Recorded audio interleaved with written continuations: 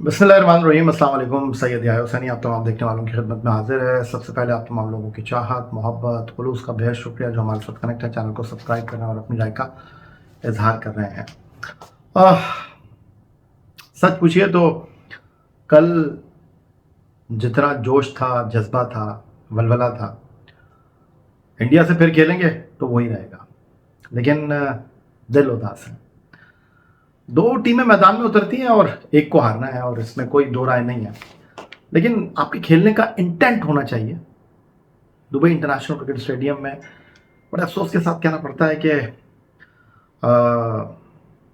भारत के ऑलराउंडर अजय जडेजा ने बिल्कुल ठीक कहा कि भाई सिर्फ टॉस जीता पाकिस्तान, बाकी कुछ नहीं जीता इस मैच में।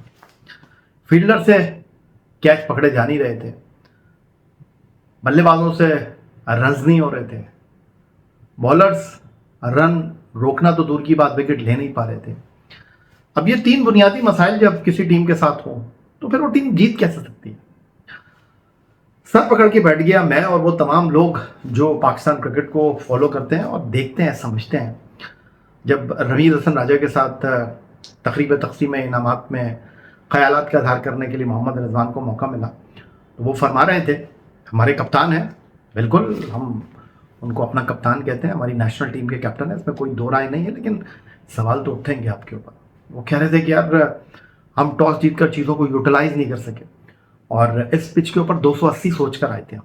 लेकिन कोई पूछे मोहम्मद रिजवान साहब से कि मोहम्मद रिजवान साहब, जिस पिच के ऊपर आपने 10 ओवर में 52 रन कर लिए थे, अगले 10 ओवर में आपने सऊद शकील के साथ 27 रन बनाकर मैच को जो है वो पाकिस्तान से दूर करने का पहला कदम रख दिया था।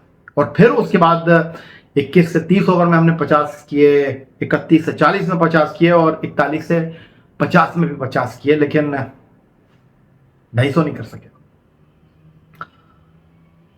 उस पिच के ऊपर जब हम खेल रहे थे तो ऐसा लग रहा था कि भाई इसके ऊपर माइंस बिछी नहीं है, ना हम आगे जाके खेल रहे हैं ना पीछे जाकर खेल रहे हैं, खड़े खड़े खेल रहे हैं। और उस पिच के ऊपर जब इंडिया बैटिंग करने के लिए आया तो उस पिच के ऊपर ऐसा लग रहा था कि भाई ये तो बॉलर्स का कब्रिस्तान है। ना हमारे बॉलर का बॉल हिल रहा था, ना हमारे बॉलर को बाउंसर करना आ रहा था, ना हमारे बॉलर को यॉर्कर करना आ रहा था। और भाई अगर बॉल हिलेगा और अगर आपको पिच से मदद मिलेगी तो फिर आपके खेलने का क्या फ़ायदा है। बिल्कुल ऑनेस्टली स्पीकिंग मैं आपको ये बात करने लगा हूँ कि शाहीन, हारिस हमारे बॉलिंग के दो बड़े नाम हैं। एक 9 की एवरेज से रन दे रहा है, एक 8 की एवरेज से रन दे रहा है।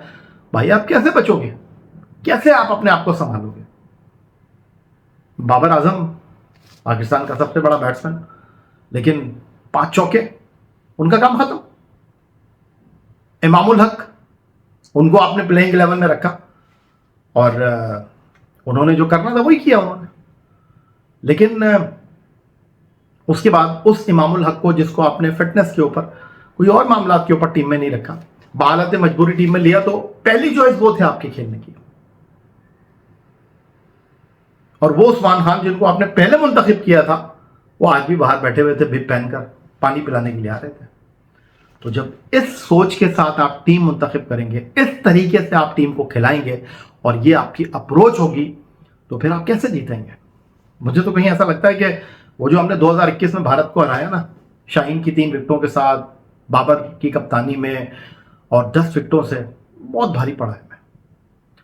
उसके बाद हम 6 मरतबा भारत से जो है वो मुकाबला करके जीत नहीं पाए। 2 एशिया कप के मैच, एक 50 ओवर वर्ल्ड कप का मैच, एक हम आईसीसी वर्ल्ड T20 अमेरिका में हारे, एक मेलबर्न में हारे, और अब ये चैंपियंस ट्रॉफी का मैच। और विराट कोहली ने क्या सीखा इससे। 2021 में बाय द वे उनकी कप्तानी गई थी, बड़ी उनको सुननी पड़ी थी। तारीख में पहली मरतबा पाकिस्तान ने इंडिया को ठोका था वर्ल्ड कप के मंच के ऊपर। उनकी कप्तानी गई, उन्होंने मेलबर्न में मैच विनिंग इनिंग खेली। आज उन्होंने वनडे क्रिकेट में अपना 51st 100 किया। हमारे पास जो बॉलिंग में रिसोर्सेज है इंडिया के पास नहीं है, लेकिन जिस अंदाज में आज रोहित शर्मा ने अपने बॉलर्स को यूटिलाइज किया, जिस तरह खिलाया, शायद वो हमारे कप्तान के पास सोच नहीं थी, ना हमारे पास प्लानिंग थी, ना हमारे पास इस मैच के लिए कोई मरबूत हिकमत अमली थी। इस मैच में टॉस जीत कर हमें करना क्या था, हमारे बैट्समैनों ने किस तरह रन बनाने थे, ऐसा कुछ हमारे पास था नहीं। और सोने पर सुहागा देखिए, हमारे वो मेंटोर जिनको 50 लाख रुपए महीना क्रिकेट बोर्ड दे रहा है, एक शोएब मलिक साहब नेशनल टीवी पर गा रहे हैं दिल के अरमा आंसुओं में रो गए, बह गए, और दूसरे वकार यूनुस साहब वो जनाब बता रहे हैं पाकिस्तान टीम की खामियों को टीवी पे बैठकर।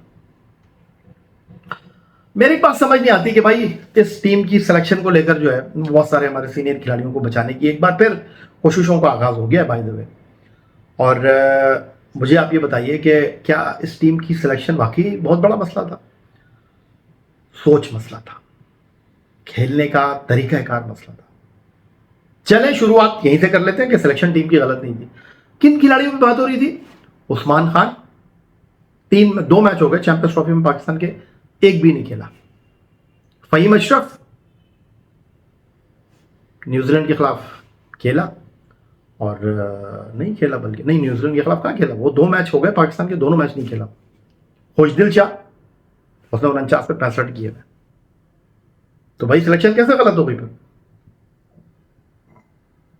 आपके वो प्लेयर जो बैटिंग बॉलिंग में आपको उठा सकते हैं, आपके साथ कई सालों से खेल रहे हैं, भैया Asia cup, champions trophy, world cup, कहीं उन्होंने कुछ नहीं किया। इस बार भी उन्होंने कुछ नहीं किया। और इस बार भी वो जनाब फहीम अशरफ, उस्मान और खुशदिल के कंधों पर रखकर बचाने की कोशिश की जा रही है। इनके सर उड़ा दिए जाएंगे, जिस तरह T20 वर्ल्ड कप में सारा मलबा आमिर के ऊपर और इमाद वसीम पर डाल दिया गया था। यार इनको क्यों लिया भैया आपने? यार इमाद वसीम ने हराया आपको अमेरिका में, आपसे 120 नहीं चेज हुए, 80 पे आपके 4 थे।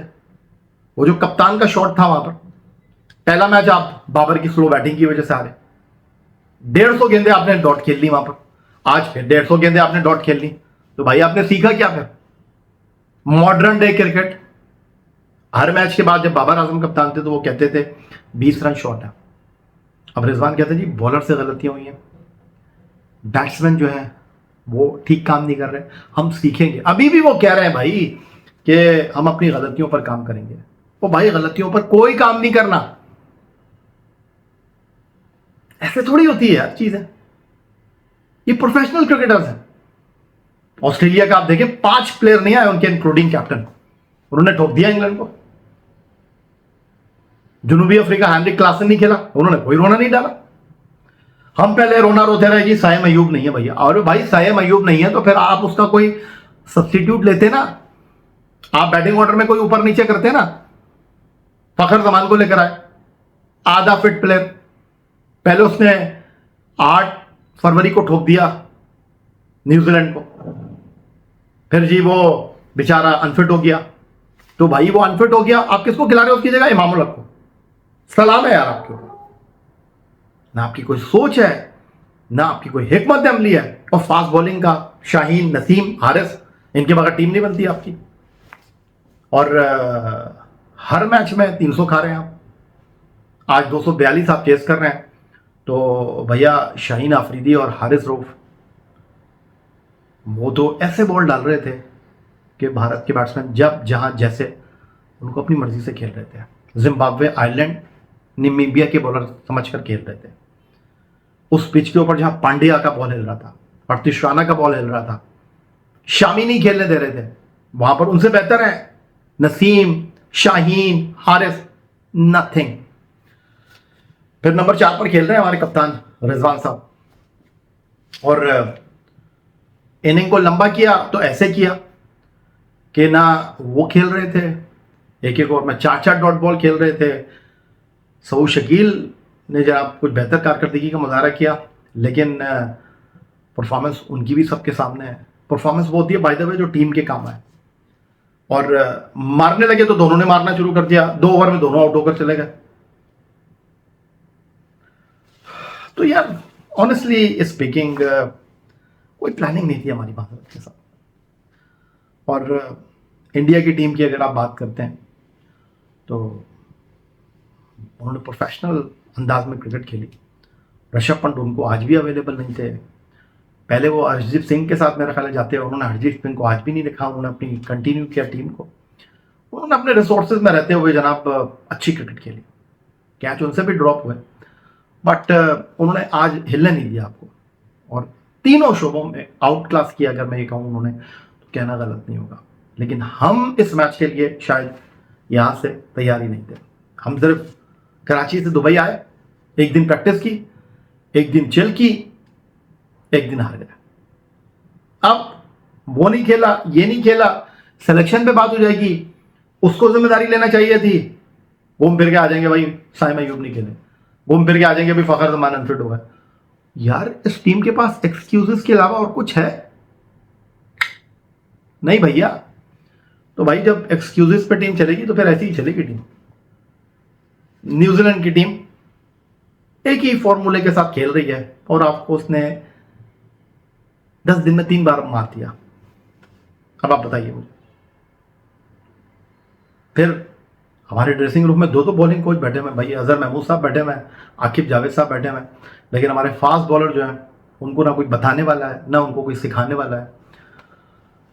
फिर हमारी टीम सीख रही है, हर मैच में सीख रही है, और उसका हम हर मैच में जो है ना वो जनाब नजराना दे रहे हैं शिकस्त की सूरत में।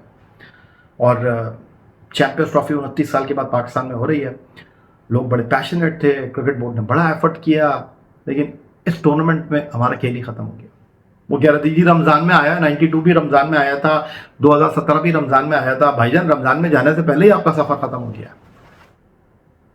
मैं शो कर रहा था तो इंग्लैंड से मुझे एक मैसेज आया, उन्होंने कहा कि यार हम बाहर तो हो गए, लेकिन दूसरा हमें दुख किया है कि अगर भारत ने फाइनल के लिए क्वालिफाई कर लिया तो हम फाइनल को होस्ट करने से भी जाएंगे। तो ये भारत फाइनल खेले या ना खेले ये हमारा मसला नहीं है। हमारा मसला ये है कि भाई हम कौन सी क्रिकेट खेल रहे हैं। ना मुझे इस बात पे मसला है कि यार भारत से हार क्यों गए।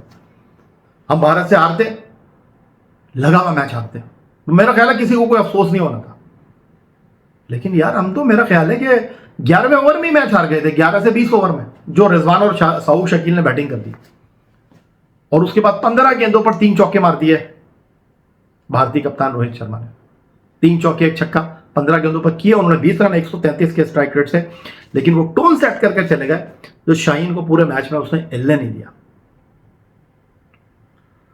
Modern day cricket, modern day, ओ भाई मॉडर्न डे क्रिकेट का मतलब ये नहीं होता कि आप आखिरी 10 ओवर में मारेंगे या आप पहले 10 ओवर में मारेंगे। मॉडर्न डे क्रिकेट का मतलब यह है कि आपने स्कोर बोर्ड को 5-6 के साथ चलाना है, मिडिल ओवर में विकेटें लेनी है, मिडिल ओवर में रन्स बनाना है। ना आपसे मिडिल ओवर में विकेटें ली जा रही हैं, ना आपसे मिडिल ओवर में रन्स हो रहे हैं, तो भाई कैसे जीतेंगे आप। और दुआओं पे अगर आपको जीतना है तो भाई फिर इन खिलाड़ियों की क्या जरूरत है आपको। टीम आपकी माजरत के साथ चेंज नहीं हो रही। आईसीसी का ये दूसरा टूर्नामेंट है, 8 महीने में टूर्नामेंट शुरू हुआ, दूसरे राउंड से पहले हमारी छुट्टी। कोई सिलेक्शन पे डाल देगा, कोई बाबर आजम पे डाल देगा, कोई रिजवान की कप्तानी पे डाल देगा। नहीं यार, ओवरऑल चीजों को ठीक करने की जरूरत है, समझने की जरूरत है कि गलतियां कहां कर रहे हैं। और गलतियां हम ये कर रहे हैं कि हम अपने खिलाड़ियों को बदल नहीं रहे। हम शिकस्त के अहवाल जानने की कोशिश नहीं कर रहे, अपने तरीकाकार को बदलने की कोशिश नहीं कर रहे। जब तक हम इन खिलाड़ियों को ड्रॉप नहीं करेंगे, मैं ये नहीं कह रहा कि ये खत्म हो गए, मैं नाम नहीं ले रहा किसी का, आप फैसला कर लीजिए। अगर नई टीम के साथ आप हारते हैं ना भाई, तो कोई प्लानिंग होनी चाहिए ना यार, कोई सोच होनी चाहिए। मैं देख रहा था सूर्य कुमार यादव बैठे हुए थे भाई, हमारे होते ना सूर्य कुमार यादव T20 के कैप्टन, वो इस टीम में होते भैया, वो तो नहीं है। ब्रेट सी, उसने पहले मैच में 150 मार दी। लोग कह रहे हैं भाई अगर वो हमारे पास होता ना, वो चैंपियंस ट्रॉफी में आ जाता कहीं ना कहीं से। टीम सबसे आखिर में हमने अनाउंस की। हमने क्यों टीम अनाउंस की, किस सोच के साथ टीम अनाउंस की, नथिंग, कोई प्लानिंग नहीं। जो खिलाड़ी चैंपियंस ट्रॉफी से पहले खेल रहे थे वो अब घर पे बैठ के मैच देख रहे हैं। जो घर पे बैठ के पाकिस्तान को खेलता हुआ देख रहे थे, साउथ अफ्रीका, जनूबी अफ्रीका और जिम्बाब्वे और ऑस्ट्रेलिया में, वो भाईजान घर में बैठे हुए हैं। तो लो जी कर लो। बस यार बहुत सारी चीज़ें करनी है आपसे बात, लेकिन क्या मैं बात करूं और क्या मैं बात नहीं करूं। सब उदास हैं यार, और इसलिए भी उदास हैं कि कराची से खैबर तक और पाकिस्तान से बाहर भी लोग पाकिस्तान क्रिकेट को फॉलो करते हैं, और ऐसा नहीं है हमने भारत को कभी हराया नहीं है। और देखिए, भारत जीत गया ये मसला नहीं है। हम अगर लड़कर हारते ना, हम अगर इंटेंट शो करते तो किसी को कुछ बुरा नहीं लगता। ये एक सबसे बड़ा मसला है। अपना बहुत ख्याल रखिएगा, चैनल को सब्सक्राइब करना मत भूलिएगा। अल्लाह हाफिज। पाकिस्तान जिंदाबाद।